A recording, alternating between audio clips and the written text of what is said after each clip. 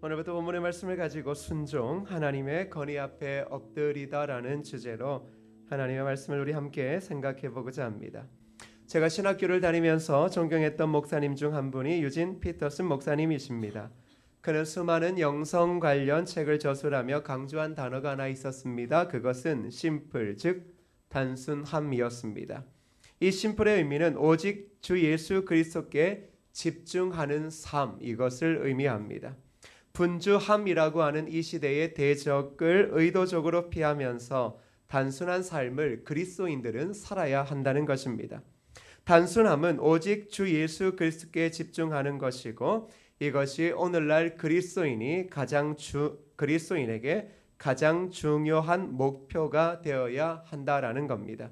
그러면 이렇게 말합니다. 오늘을 사는 크리스천들은 삶을 단순화해야 한다. 흔히 성공하기 위해 많은 일을 하고 많은 책을 읽으라고 말한다. 그러나 나는 거꾸로 이야기하고 싶다. 책을 지금보다 적게 읽고 더 적은 일을 하고, 그리고 기억하십시오. 세상은 당신을 더 이상 필요로 하지 않는다는 사실을. 세상이 필요한 것은 하나님입니다. 여러분 역시 더 많은 친구들을 원할 필요가 없습니다. 여러분에게는 하나님이 더욱 필요합니다. 크리스천의 삶은 우리가 하나님을 위해 행한 많은 일들로 이루어지는 것이 아닙니다. 신자의 삶은 하나님께서 우리를 위해 행하신 일들로 채워집니다. 그러면서 그 목사님은 크리스천들은 이제 하나님에 대해 이야기하는 것을 그만두고 하나님과 개인적으로 만나 친밀하게 교제하며 사귀어야 한다라고 강조합니다. 그러면서 하나님의 말씀은 능력이 있기에 반드시 어떤 일들이 생겨나게 한다. 말씀을 들을 때 피조물인 우리가 취할 자세는 순종이다. 이렇게 결론을 내립니다. 자, 이 목사님의 이야기를 종합해 보면 그리스도인의 삶은 너무나 단순하다. 한 가지의 목표와 목적을 가지고 있다. 그것은 주 예수 그리스도께 집중하는 것이다.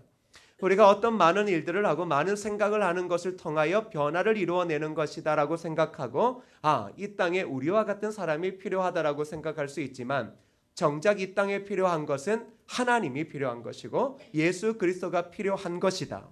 그러기에 그리스도인들이 해야 할 일이 있다면 그리스도인들이야말로 삶을 매우 단순하게 하고 예수 그리스도께 집중할 뿐만 아니라 그 집중은 하나님의 말씀에 순종함을 통하여 이룰 수 있다라고 이야기를 하고 있습니다. 오늘날 우리가 예수의 제자로 우리의 삶에 가장 중요한 것은 무엇인가 라고 생각해 보면 여러 가지일 수 있습니다. 어떤 이들은 하나님의 기적을 보는 것이야말로 예수의 제자의 삶의 나의 목표입니다라고 이야기할 수도 있습니다. 또 어떤 이들은 교회 공동체를 생각하면서 바로 예수 그리스도의 제자의 삶의 가장 중요한 목적은 교회 공동체가 시대에 큰 영향을 끼치는 것일 수 있습니다라고도 말할 수 있을 겁니다. 그러나 그 모든 것들보다 중요한 것이 있다면 바로 그리스도인들이 하나님의 말씀을 듣는 것과 그리고 그 말씀에 순종하는 것, 이것이 바로 그리스도인의 삶에 무엇보다 중요한 것이다라는 겁니다. 무엇이요? 그리스도인들이 하나님의 말씀을 듣는 것과 그리고 그 말씀에 순종하며 살아가는 것이어야말로 바로 그리스도인의 삶의 최고의 목적이라는 것입니다. 보네퍼는 이렇게 말합니다. 수백 번의 설교보다 한 번의 순종이 낫다. 제가 이 글 앞에서 매우 많은 찔림이 있었습니다. 수백 번의 설교. 목사들이 수백 번, 수천 번을 설교할 수 있습니다. 그러나 진정한 설교는 무엇입니까? 바로 삶 가운데 말씀을 순종하는 것입니다. 반대로 이것을 여러분에게 이야기하면 수백, 수천 번의 유명한 설교가들의 설교를 듣는 것보다 그 말씀 앞에 순종하는 것이 낫다라는 겁니다. 순종이라는 것은 그리스도인들에게 있어서 교회 공동체에 있어서 매우 보석과도 같은 겁니다. 그런데 이것이 익숙하고 소중한 것인지는 알지만 매우 어렵다라는 게 큰 문제입니다. 그래서인지 몰라도 하나님은 그의 백성들이 이 땅에서 살아가면서 필요한 모든 축복을 이 순종 가운데 담아 두셨습니다. 반면 불순종하는 사람은 그 인생이 비참해지고 황폐해지게 되더라는 겁니다. 여러분, 인류 최초의 죄가 무엇입니까? 그건 불순종의 죄입니다. 자, 인류의 처음으로 이 땅에 온 죄, 그 죄가 불순종입니다. 아담과 하와는 하나님의 말씀에 불순종하는 죄를 지었습니다. 하나님이 금하신 선악과를 따먹음으로 그 인생이 처참하게 되어집니다. 결국 에덴 동산에서 쫓겨나게 되고 심판과 정죄, 저주를 받게 됩니다. 그런데 이것보다 더 충격적인 아픔이 있습니다. 하나님과의 관계가 깨어지는 것입니다. 그리스도인의 삶의 황폐함은 다른 것에서 오는 것이 아닙니다. 몇 가지의 문제, 내 삶을 뒤엎을 만한 고통에서 오는 것이 아니라 하나님과의 관계가 깨어지면 인생의 모든 사람들과의 관계에서는 어떠한 의미도 기쁨도 오래도록 찾아보기 어렵게 되는 것입니다. 저와 여러분들의 삶에서 가장 중요한 것이 무엇입니까? 여기에 있는 성도들일 수도 있고 교회일 수도 있겠지만 진정 중요한 것은 하나님과 우리 각자와의 관계라는 것입니다. 그런데 그 관계가 단절되어지면 우리의 삶의 모든 관계에 불화가 찾아오게 되더라는 것입니다. 불순종의 죄가 우리의 삶에 찾아왔더니 결국은 원망과 불신으로 우리의 인생이 만들어져 가기 시작하더라는 겁니다. 그런데 가장 충격적인 게 무엇인 줄 아십니까? 아담과 하와가 이 동일범 아닙니까? 동일한 죄를 저질렀는데 아담이 사랑하는 아내를 불신하기 시작하더라는 겁니다. 여기에서 우리는 불순종이 사랑하는 사람조차도 불신하고 원망하고 내 모든 문제의 탓의 원인으로 만들 수 있다는 것을 알 수 있습니다. 여러분, 하와가 어떻게 만들어졌습니까? 하나님께서 아담의 갈비뼈를 취하여 하와를 만들었습니다. 얼마나 사랑하고 존귀한 자입니까? 자신의 생명과도 같은 자였습니다. 그런데 그 사랑하는 자를 불신하기 시작합니다. 그리고 모든 내 삶의 원인을 아내에게 두기 시작합니다. 바로 이 모든 것들을 만들어낸 게 무엇입니까? 불순종입니다. 불순종은 사랑의 관계를 충분히 파괴하고도 남습니다. 그런데 이것으로 끝났으면 이들의 죄였을 겁니다. 우리가 잘 알듯 결국 이 사건을 통하여 불순종을 통하여 모든 인류가 죄 아래 놓이게 되어집니다. 그래서 로마서 5장 12절에 이렇게 말씀하시죠. 함께 읽어볼까요? 시작. 한 사람으로 말미암아 죄가 세상에 들어오고 죄로 말미암아 사망이 왔다. 그리고 모든 사람이 죄를 지었고 사망이 모든 사람에게 이르렀다. 불순종의 영향, 한 사람으로 말미암아 죄가 세상에 들어오고 죄로 말미암아 사망이 왔다.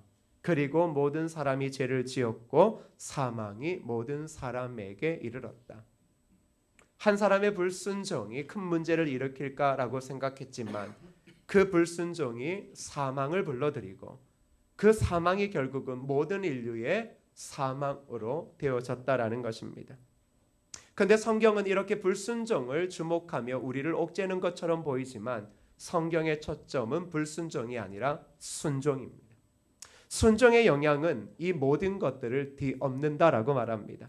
로마서 5장 19절을 함께 읽어보겠습니다. 시작. 한 사람이 순종하지 아니함으로 많은 사람이 죄인 된 것 같이 한 사람이 순종하심으로 많은 사람이 의인이 되리라.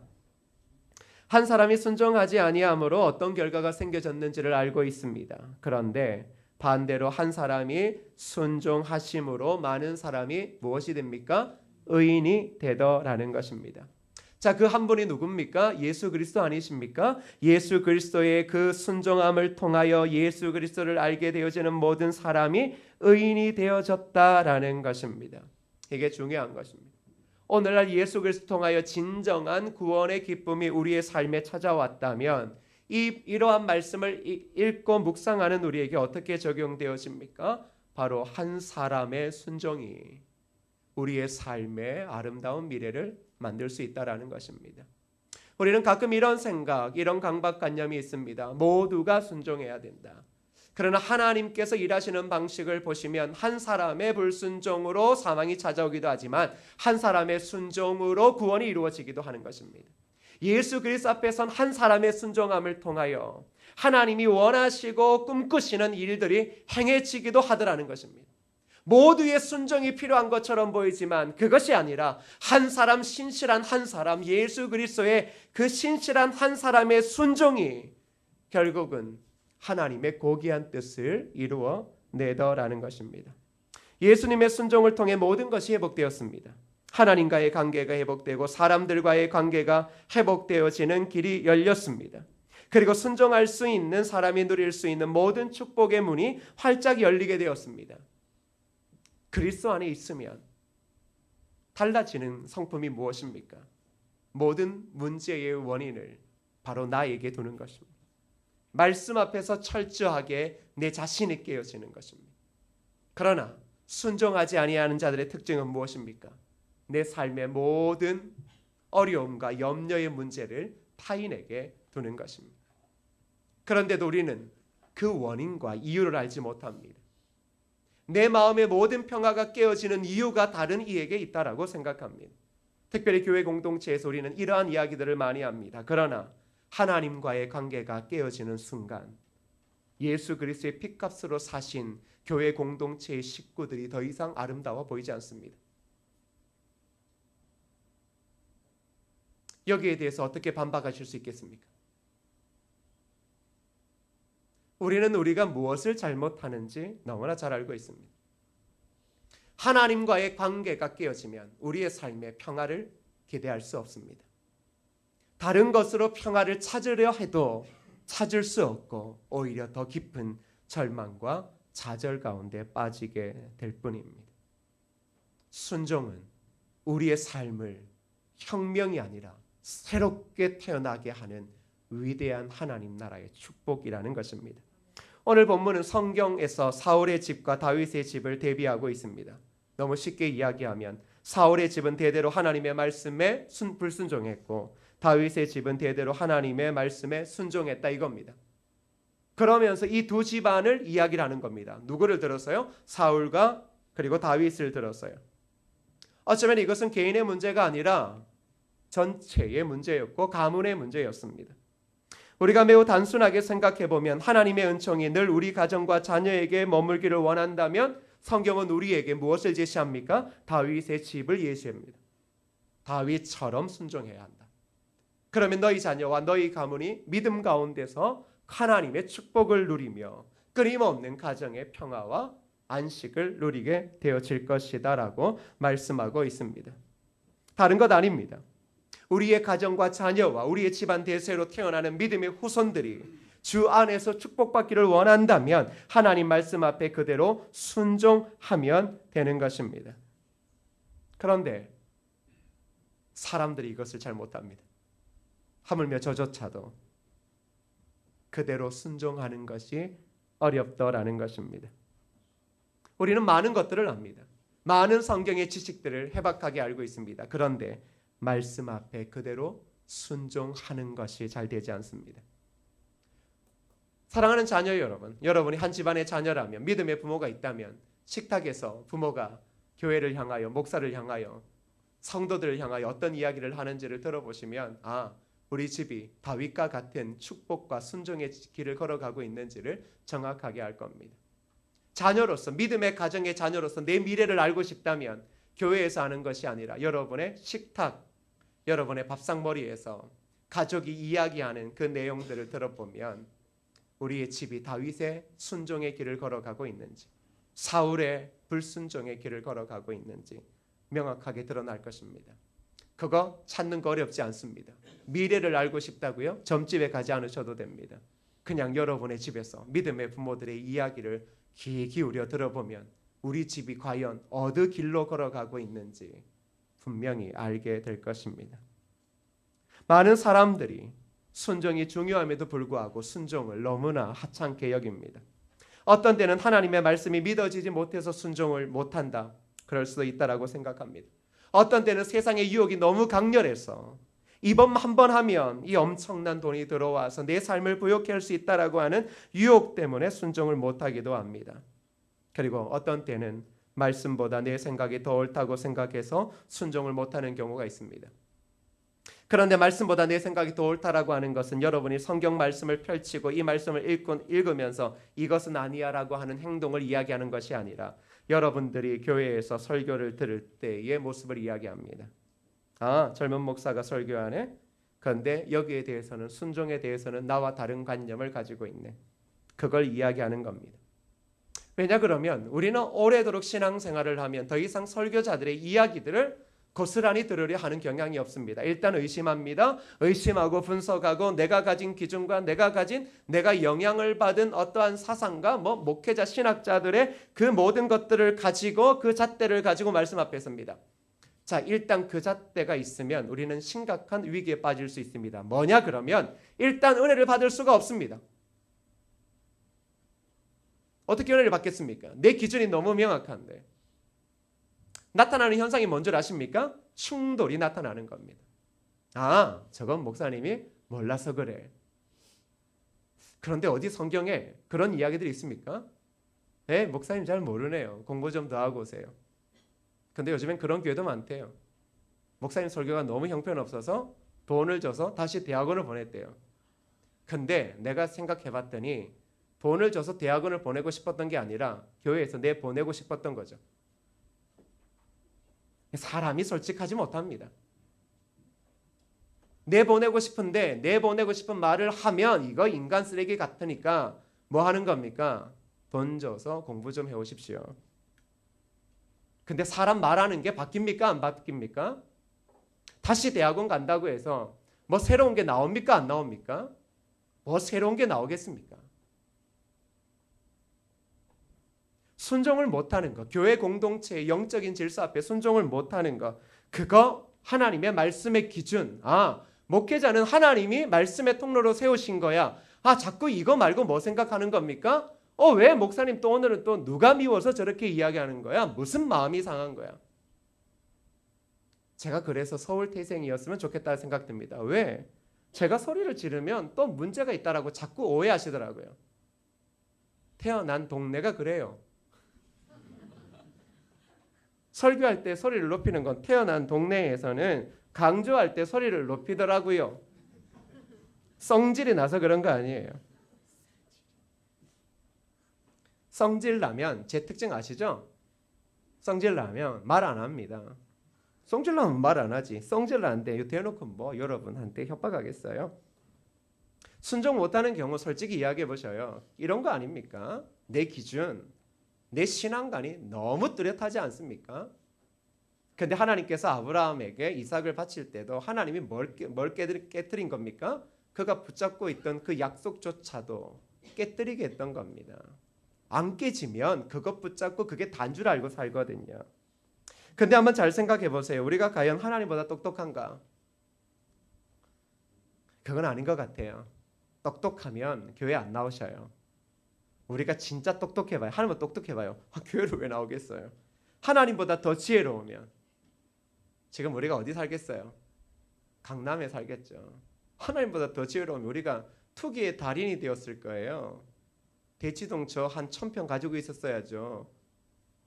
아니 조그마한 거 사놓고 이것도 해결 못해서 지금 이거 어떻게 할까 그러고 있잖아요. 지혜로운 것처럼 보이는데 따지고 보면 지혜로운 것도 아니에요. 이 세상에서 가장 지혜로운 게 뭔가 싶어 보면 그냥 가만히 있는 게 지혜로운 것 같아요. 세상의 기준으로 보면 뭘 하려고 하면 잃어버리고 그냥 가만히 있으면 한 달란트라도 지키지 않을까라고 하는 이게 지혜처럼 보인다고요. 이게 암담한 거죠. 그런데 우리가 죄인 되었을 때 특징이 무엇이에요? 하나님께 순종하지 않는 거예요. 언제까지 순종하지 않냐 그러면 이게 그러니까 죄가 참 무서운 거예요. 죄의 밑바닥에서 절망을 계속 겪고 있음에도 불구하고 자꾸 뭐가 살아나냐 그러면 죄된 본성이 살아나서 요번 한 번만 더 하면서 자기 머리 붙잡고 그렇게 하거든요. 근데 그게 돼요 안 돼요? 그게 안 되더라는 거예요. 그게 깨달으면 주님 찾고 주님의 말씀 앞에 순종할 줄 알았는데 그걸 깨달아도 뭐예요? 하루 지나고 나면 주님 안 찾더라고요. 순종 안 하더라고요. 그런데 이러한 상황 속에서 진짜 필요한 게 뭐예요? 성경은 이야기해요. 순종이다. 너희 스스로가 알고 있지 않냐? 너희들의 삶의 모든 인간관계가 점차적으로 파괴되어지고 있는 이 모든 원인들이 뭐야? 그거 다른 게 아니라 순종하지 않기 때문 아니냐라고 이야기를 하고 있습니다. 여러분 고린도전서 1장 21절을 읽어보시면 이런 구절이 있어요. 함께 읽어볼까요? 시작. 하나님의 지혜에 있어서는 이 세상이 자기 지혜로 하나님을 알지 못하므로 하나님께서 전도에 미련한 것으로 믿는 자들을 구원하시기를 기뻐하셨도다. 자, 제가 순종하기 좀 어려웠던 게 이런 것 때문이에요. 이거 저희가 기분 좋을 때, 그러니까 목회자가 기분 좋을 때 이런 구절을 가지고 이야기해요. 아, 좋다. 여러분 목회자 후보생 때 신대원에서 이제 뭘 배우냐 궁금하시죠? 3년 동안 제가 말씀드리면 3년 동안 배우는 건 인내예요. 뭐 공부를 배우신다라고 생각할 수 있겠지만 제가 배우니까 인내예요. 모진 세상의 소리 속에서도 그 길을 걸어갈 수 있는 인내. 그 뭘 배웠냐라고 하면 그러게요. 책은 엄청나게 레포트를 써내고 시험 칠 때마다 그 큰 그 시험지에 앞뒤로 빼곡해서 3장씩 써냈는데도 죄송하지만 도대체 뭘 배웠는지 모르겠어요. 그런데 지금 자리에 보면 인내, 도망치지 않은 거. 그때 자꾸 이런 얘기 하더라고요. 목사는 설교만 하는 사람이 아니래요. 아, 그렇구나. 그럼 뭐지? 그래서 이렇게 말하더라고요. 일단 사람과의 관계를 잘 해야 된대요. 목사가 설교도 잘 해야 되지만 설교 좀 못해도 괜찮아. 왜? 사람과의 관계가 진짜 중요해. 그리고 나서 그것을 끝날 줄 알았어요. 그리고 나서 뭐라고 이야기하냐 그러면 사람과도 관계도 잘해야 되지만 행정도 잘해야 된대요. 아, 행정도 잘해야 된다라고 생각했어요.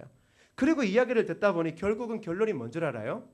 모든 걸 잘해야 목사가 되는데 그것도 담임 목사가 된대요. 아, 담임 목사는 설교에서 될 사람은 아니구나라고 생각했어요. 자, 그래서 제가 그때부터 당연히 행정하는 것, 그 다음에 대인관계하는 것 이런 것들을 배우려고 막 했죠. 근데 여러분 제가 지금 이 자리에 와서 지금 이제 담임 목사 6년 하고 있지 않습니까? 자, 자꾸 그래요. 뭐 어른들도 야, 설교 못해 쫓겨나지 않아. 설교 못해 쫓겨나지 않는구나. 그럼 뭐 때문에 쫓겨나요? 사람 관계 못해도 쫓겨나. 그러니까 늘 강박관념이 뭔 줄 알아요? 설교 못하는 그 다음 문제예요. 사람 관계 못하면 쫓겨나니까. 그렇게 얼마나 쫓겨났으면 목회자 선배들이 그렇게 목회자 후배생한테 가르치겠어요. 근데 제가 해보니까 세상에 가장 어려운 게 사람 관계예요. 아니 저희 집에 큰아들이 군대를 갔잖아요. 그 인간하고 저하고 말이 그렇게 잘 통하는 게 아니에요. 아니 내가 놓은 내 아들하고도 말이 안 통하는데 내가 무슨 선수도 아니고 하나님도 아니고 인간관계 탁 가면서 마음이 아프시죠? 마음이 힘드시죠? 저 때문에 상처받으셨군요. 제가 용서를 빌어요. 아니 제가 엄청나게 생각을 하는데 첫 번째 가장 안 되는 거 인간관계 너무 어려워요. 시험 한번 손 들어봐요. 여러분 교회 다닐 때 시험 받을 때 딴 거 아니잖아요. 인간관계 안 돼서 시험 받은 거 아니에요? 뻔하지 맨날 하는 얘기 그거든요. 인간관계가 안 좋아서 목사님이 나를 별로 좋아하지 않는 것 같아서. 그래 보면 목사를 성도 수대로 두는 게 좋을 것 같아요. 담임 목사를 한 가정에 담임 목사 하나. 그럼 그런 소리 안 할 거 아니야. 근데 제가 해보니까 인간관계 진짜 어려워요. 미칠 것 같아요. 나 이거 어떻게 하면 답이 있는지 성경을 봐도 성경은 그래 말해요. 내가 너를 사랑한 것 같이 너도 사랑하라. 아니 그거 알겠는데요. 아니 너무 힘든 거 아닙니까? 라고 이야기하거든요. 그 다음에 행정 우리 교회 프로그램 깔고 하고 우리 이런 거 봐요. 밖은 좀 형편이 없어도 안은 뭐지 좀 이쁘다 얘네 좀 그래도 깔끔하다. 제가 오기 전에 기획했다 그랬잖아요. 교역자 30명에 목사가 20명이에요. 20명 중에 기획을 하면 그래도 있다라는 거예요. 큰 교회는요 기본적으로 이거 어디 누가 안 맡겨요. 그 교회에서 해요. 그 교회에 디자이너가 있어요. 400만 원씩 500만 원씩 쭉 앉혀놔요 사무실에. 그러니까 조금 더 가면 그냥 인쇄 그 프린터기까지 있어요. 왜? 이게 되게 중요하다고 생각하니까요. 행정과 기획이 되게 중요하다. 그게 바로 이제 교회가 세상의 조직 문화에서 따온 거거든요. 대기업 보니까 이렇게 인간관리하더라. 그래서 이제 교회가 어떻게 해요? 대기업의 조직 문화를 딱 받아들이고 나서 뭐 하는 거예요 지금? 이거 지금 인원관리하는 거거든요. 교역자들 모아가 이렇게 말하기 너무 부정적이죠. 근데 그렇게 했던 거예요. 제가 이거 했어요. 여기 와서 한번 봐요. 이 동네에서 뭐 목동까지는 뭐 수준이 워낙 목동이 좋다 치고 일단 땅값 다른 동네랑은 비교할 수는 없습니다. 한번 봐요. 우리 동네에서 현수막 걸고 하는 것 중에 우리 교회만큼 잘하는 데가 있어요, 없어요? 없죠. 그건 알고 있잖아요. 근데 제가 생각해서 행정 아무리 잘하고 기획 아무리 잘하고 글씨 아무리 예쁘면 뭐예요? 그래서 뭐 어쩌라고. 그런데 그러면 목회가 잘 된대요. 부흥이 된대요. 제가 알았어요. 생 거짓말이다. 세상에 이런 거짓말을 가르쳤던 거예요. 그러면 이제 어떤 생각 드는 줄 알아요? 그럼 내가 뭐 하냐? 뭐 행정, 뭐 기획, 설교도 그렇고 인간관계도 별도 안 되고 아니 뭘 할 수 있는 게 뭐가 있다고 생각해요? 근데 이 말씀 봐요. 하나님의 지혜에 있어서는 이 세상이 자기 지혜로 하나님을 알지 못하고 하나님의 지혜 말씀을 이 세상이 사람의 지혜로 모른대요. 그래서 하나님이 방편을 마련해 놓으셨는데 이 방편이면 뭔가 한순간에 끝장을 내셔야 될 끝장 죄송해요. 한순간에 완전히 이거 전화위복을 시켜야 될 방법이어야 되잖아요. 그런데 뭐라고 이야기해요? 하나님께서 그냥 좀 이야기를 좋게 해주시면 되는데 꼭 이렇게 해요. 하나님께서 전도에 미련한 것으로. 제가 성질이 조금 났어요. 아니 뭘 하면 확 바뀌게 해야지. 왜 또 미련한 걸 왜 붙였어? 미련한 것으로 믿는 자들을 구원하시기를 기뻐하셨다라고 하면서 전도가 미련한 거래요. 그게 뭔지 알아요? 설교요. 제가 하나님 앞에 그랬어요. 하나님, 이거 지금 순종할 수 있다라고 생각해요? 설교의 능력을 주셔도 될까 말까 한데요. 하나님, 저 분당에 이찬수 목사님이 있는 한 멀었어요. 분당에 이찬수 목사님이 있는 한 합동 측 교단의 목사들은 멀었다고요. 큰 교회 부임해서 가지 않는 이상은 설교 가지고 뭐 그 사람하고 비교하고 그거 안 돼요. 그런데 하나님 뭐라고요? 설교에 미련한 것으로 믿는 자들을 구원하시기를 기뻐하셨다고요. 지금 나보고 인간관계도 안 되는 나보고 설교도 인간관계도 잘 안 되고 행정도 이제 그만 기획도 그만이라고 이야기하시면서 지금 이거 저보고 순종하라고요? 전도에 미련한 것으로 하나님의 사람을 구원하신다. 그런데 나이가 들어가서 늙어가서 그런 게 아니라 알겠더라고요. 이거 앞에 순종하는 것 말고는 방법이 없다라는 거예요. 목회라는 것이 하나님의 교회라는 것이 하나님의 백성들이 하나님의 뜻 앞에 도구로 사용될 때 언제 우리가 우리의 능력과 우리의 기획력과 우리의 대단한 물질로 세상을 변화시켰어요. 하나님 원하셨던 건 뭐예요? 전도에 미련한 것으로 예수 그리스도의 복음이라고 하는 것이 세상에 이렇게 미련하게처럼 들려지고 선포되어지는 이것을 통하여 하나님은 세상을 바꾸시고 그가 택하신 자들을 구원하시겠다라는 거예요. 그런데 이 말도 안 되는 한국교회가 부흥의 다른 원리들을 끊임없이 묵상하고 있고 연구하고 있는 이때에 뭐라고요? 인간관계 아니야. 중요하지. 기획 행정 중요하지. 근데 이 하나님의 뜻에 순종해야지. 하나님 솔직히 저 설교하기 두렵다라고 얘기했어요. 왜냐 그러면 제가 설교하면 콧방귀 끼는 사람이 없겠어요? 하나님 생각해봐요. 우리 교회 성도들도 제 설교를 듣고 은혜를 받겠네요. 그랬는데 하나님 이걸 통해서 이런 설교를 통해서 이러한 미련한 사람들이 많은 세상 속에서 이 설교를 통하여 사람을 구원하신다고요? 그런데 시간이 지나면 지날수록 깨닫게 되는 게 뭐예요? 내가 순종할 수밖에 없는 게 이것밖에 없다. 하나님의 뜻에 순종하는 것. 하나님이 약속하시고 하나님이 만들어 놓으시고 말씀하신 뜻 앞에 순종하는 것. 제가 말을 잘하던 어떤 유창한 언어를 구사하던 간에 진짜 중요한 게 뭐예요? 하나님의 뜻 앞에 순종하는 것 말고 제가 할 수 있는 게 아무것도 없다는 것을 깨닫게 되더라는 거예요. 그런데 이렇게 말을 해도 두려워요. 이게 여러분하고 비슷한 거 아니에요? 전도에 미련한 것, 설교에 미련한 것으로 하나님이 기뻐하시는 구원을 이룬다라고 하는데 이게 두렵다고요. 왜냐 그러면 우리도 안 되는 것 같으니까요. 하물며 나조차도 변화되지 않고 그 말씀 앞에 순종하지 못하는 것 같기 때문에. 그러니 자꾸 딴 생각이 나잖아요. 다른 방법 없을까? 어디 가면 교회가 부흥된다던데 다른 방법 그 다른 방법 없을까? 우리가 한번 생각해봐요. 마음이 상한다고 보복을 해요? 내 뜻대로 안 된다고 머리를 싸잡아매고 한숨을 치어요? 그런데 하나님 뭐라 그래요? 그럴 필요 없대요. 그 마음 아는데, 그 아픔 아는데 뭐라고 이야기해요? 미련해 보여도 하나님 말씀 붙잡고 순종하라는 거예요. 다윗이 사울을 피해 광야에 갔을 때 다윗 보면 제가 보면 진짜 미련해요. 이런 미련한 사람이 어디 있어요? 사울 죽여도 돼요.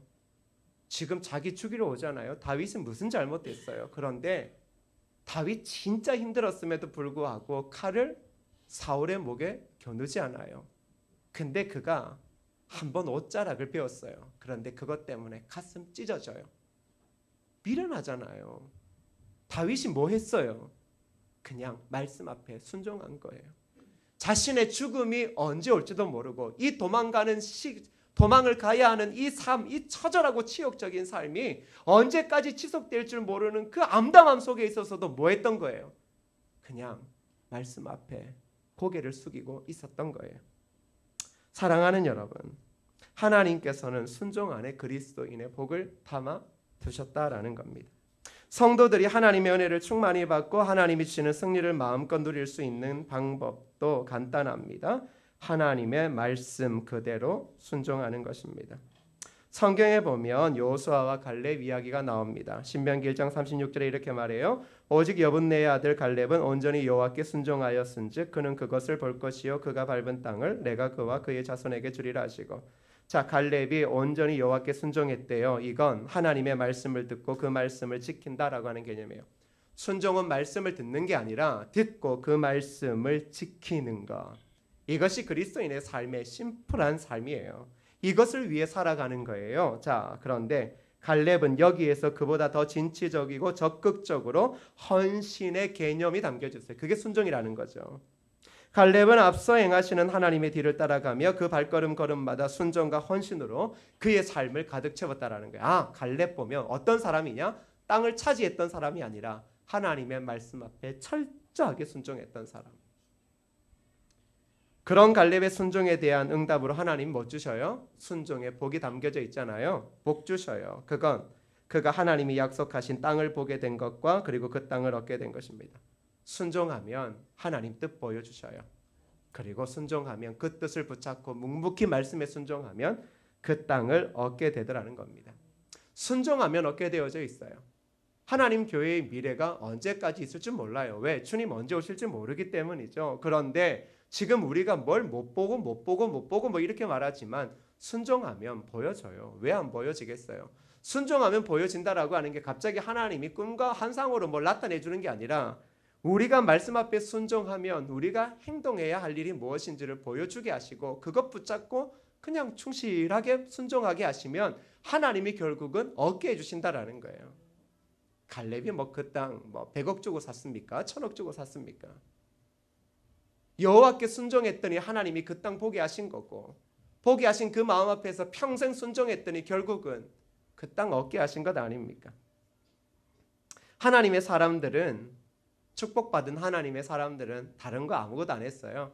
그냥 그 삶을 딱 걸음종이에 털어내면 딱 한 가지 남아요. 뭐요? 바로 미련할 정도 하나님의 말씀 앞에 순종했다라는 거예요. 사랑하는 여러분, 오늘날을 살아가는 오늘 예수의 제자들의 진짜 복 어디에 있습니까? 순종 앞에 숨겨놓았고 예수 그리스도의 순종을 통하여 우리에게 그 비밀을 지금 알려주고 있지 않습니까? 그분의 순종하심을 통하여 구원을 얻은 우리가 그분의 순종하심을 따라 함께 순종할 때 바로 예수 그리스도께서 이 땅 가운데 이루어내셨던 하나님의 구속의 역사를 오늘날 교회와 성도를 통해 이루어 가시더라는 겁니다. 세상의 생각과 기준에 순종하지 마십시오. 이게 제게 어렵습니다. 이게 진짜 어려워요. 말씀 앞에 순종하고 어떻게 살아요? 미련해 보이잖아요. 맞아요. 그래 보면 저 미련한 사람 같아요. 근데 이 미련함이 오히려 하나님은 축복이래요. 미련하고 손가락질 당하고 지탄 당하고 그러한 삶을 살면서 그래도 묵묵히 말씀대로 살아가는 게 하나님께서 복이래요. 그래서 지금 그거 안 되지만 그거 잘 안 돼요. 근데 부지런히 예수의 제자이기 때문에 구원받은 은혜를 알기에 지금 노력해 보는데 저는 쉽지 않더라고요. 순종이 좋은 건 알겠어요. 아니 좋은 거 알겠어요. 이러면 또 믿음이 없어 보이고 진짜 순종의 축복이 있나 봐요. 아 있나 봐. 이것도 또 불신앙이고. 아 맞아요. 그런데 제가 조금 전에 이야기했지만 전도에 미련한 것으로 잘 자신이 없어요. 그만큼 용기가 안 난다고요. 제가 10만 명, 100만 명 앞에 설교를 해도 저는 용기가 안 나요. 그런데 하나님께서 뭘 이야기하시는 거예요? 내가 이야기했잖아. 그냥 순종하면 돼. 미련해 보이고 너 답 없어 보이지 알아. 근데 그냥 그렇게 하면 돼. 그런데 제가 그렇게 가만히 있으면 염려 들어요. 하나님 제가 가만히 있으면 성도들이 저를 가만히 놔둘까요? 목사 보고 너 설교만 하는 목사야 이렇게 이야기하지 않을까요? 그런 세상의 험담과 비난들이 막 머리에 떠오르면서 안 힘들어할까요? 그래서 순종하기가 매우 어렵다라는 거예요. 그럼에도 불구하고 하나님 뭐라 그래요? 하나님의 권위 앞에 순종하라고 이야기하시는 거예요. 그 권위 앞에 순종할 때 하나님과의 관계가 아름다워지고 그 관계가 회복되어질 때 흐트러졌던 우리의 모든 삶, 가정, 자녀와의 문제, 부부의 문제, 모든 흐트러졌던 문제가 제자리로 찾아오게 되더라는 것이죠. 사랑하는 여러분, 힘든 거 압니다. 왜 마음이 아픔이 없겠어요? 주일날 교회 올 때 갈기갈기 찢겨진 마음으로 온 것도 알아요. 하물며 저도 그런데요. 그럼에도 불구하고 하나님께서 우리에게 요구하시는 거 딱 한 가지더라고요. 그 말씀 앞에 순종하자. 그 말씀 앞에 순종하자. 그러면 내가 너의 길을 보게 해주고 그리고 그 보여준 것들을 너의 삶에 얻게 해줄게. 힘이 들고 어려울 수 있습니다. 그러나 묵묵히 걸어가는 것 말고는 그 말씀 앞에 순종하는 것 말고는 우리가 할 수 있는 방안이 없습니다. 오늘날 그리스도인들이 이 변화되지 않는 세상, 하물며 이 작은 조국도 어떻게 하지를 못하는데 그 방법이 어디에 있습니까? 말씀 앞에 미련하게 순종하는 것. 그때 우리의 삶의 역사가 일어나는 것이고요. 그러기에 무엇보다 하나님의 말씀을 듣고 그 말씀을 실행하는 그 삶을 여러분 기억하십시오. 그리스도인의 삶은 단순합니다. 오직 주 예수 그리스도께 목적을 둔 삶입니다. 그러면 우리의 행동은 너무나 당연한, 우리 행동은 너무나 단순하게 무엇을 해야 할지를 알게 될 것입니다. 그런 순종을 통하여 하나님께서 우리를 통해 일하시는 역사, 그 은혜를 누리기를 축복합니다. 사랑하는 여러분, 이 시간 찬양할 때요, 다시 복음 앞에 찬양하시죠. 지금 우리가 순종을 다시금 하고자 말씀 앞에 서려면 딴 거 없어요. 다시 복음 앞에 서는 거 말고는요. 사랑하는 여러분, 다시 복음 앞에 서야 하나님과 내 관계가 회복되어져야 그제서야 진정한 구원의 기쁨이 보이는 것입니다. 그러게 오늘 저와 여러분들께서 예수 그리스도의 그 아름다운 복음으로 달려가십시오. 그리고 그 십자가의 복음 앞에서 하나님 말씀 앞에 미련하도록 순종하겠습니다. 그런 마음으로 이 찬양 한번 우리 후렴을 고백해 볼까요?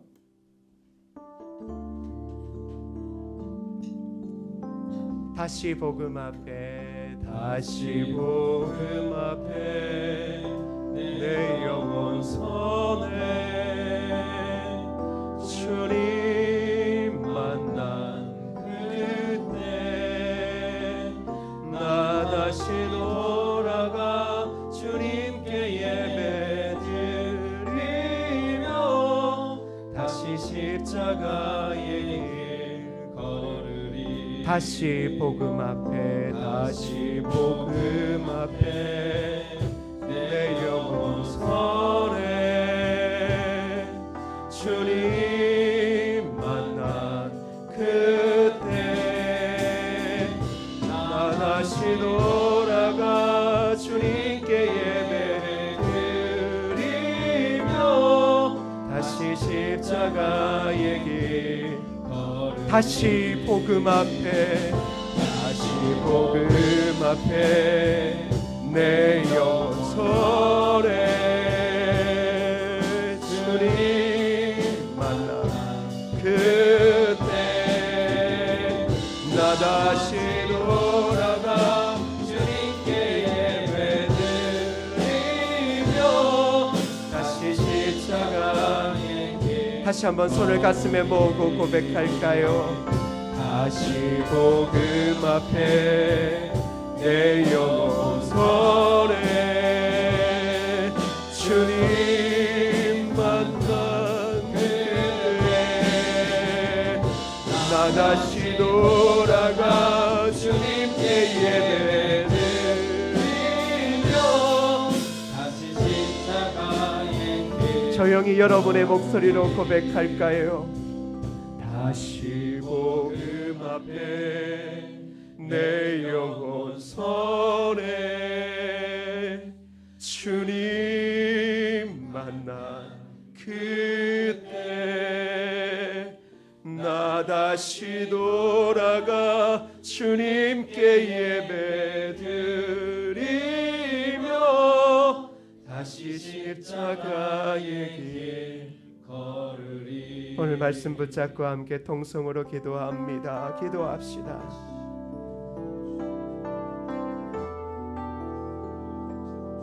순종하기가 무섭습니다. 순종하면 손가락질 당할까 두렵습니다. 그 말씀 따라 살면 내가 바보가 된 것 같아 무섭습니다. 그저 말씀 앞에 순종하면 내 자신이 사라지지는 않을까 싶어 무섭습니다. 아무것도 하지 못하는 그 삶이 너무나 두렵습니다.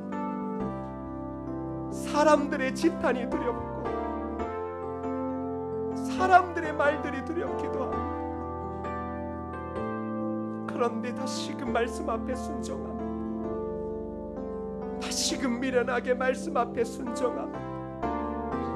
하나님을 사랑하고 이웃을 사랑하고 내 몸을 드리라고 하는 말씀 앞에 순종합니다. 하나님 아버지, 순종의 축복이 얼마나 아름다운지 알지만 목사인 저부터 두렵습니다. 무섭기도 합니다. 말씀에 순종만 하면 눈에 보이는 것이 있을 것 같지만 아무것도 변하지 않는 그것 때문에 그저 두렵고 막막합니다.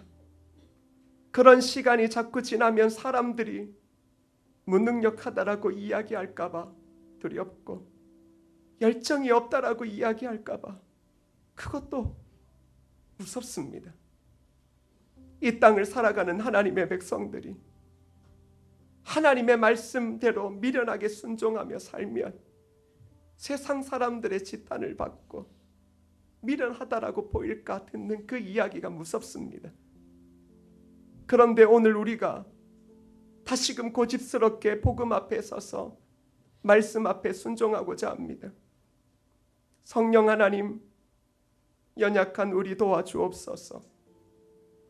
성령 하나님, 두려움과 염려 많은 우리 삶 복음을 통하여 다시금 주님께 순종함을 통하여 기쁨을 얻게 하여 주옵소서. 일어서기를 원합니다. 진정 믿음으로 이긴다라는 그 말씀조차 순종하며 나아가기를 원하오니 순종하는 교회 공동체와 성도들에게 복 주시고 그리고 순종에 담겨진 하나님의 축복 누리게 하여 주옵소서. 예수님의 이름으로 기도드립니다. 아멘.